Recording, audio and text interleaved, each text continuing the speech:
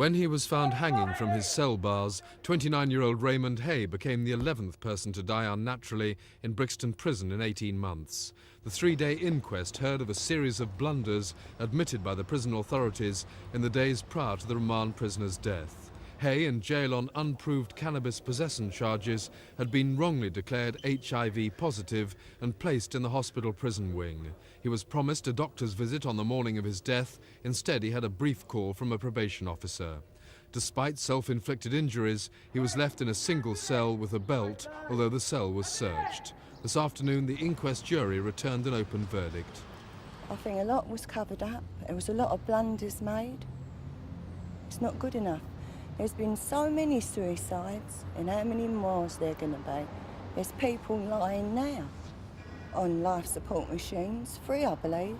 There's also prison wardens committed suicide.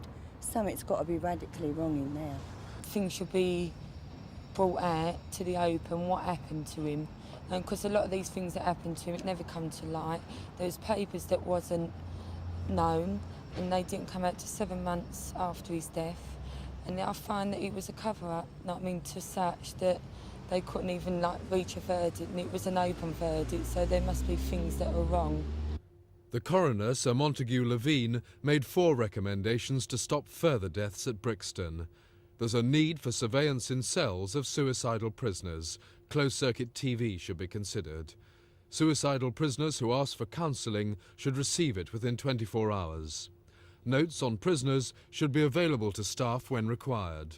All untoward incidents in the prison should be recorded in an incident book. Tonight, the Home Office said it was too early to comment on these recommendations. I do welcome the fact that the coroner has recognised, as he has done previously, he's made recommendations over the years. What worries me is that having repeatedly made recommendations, we're still coming to the same number of inquests on deaths in Brixton. Tonight, 3 Brixton prisoners are on life support systems after suffering self-inflicted injuries in Britain's most suicide-prone jail.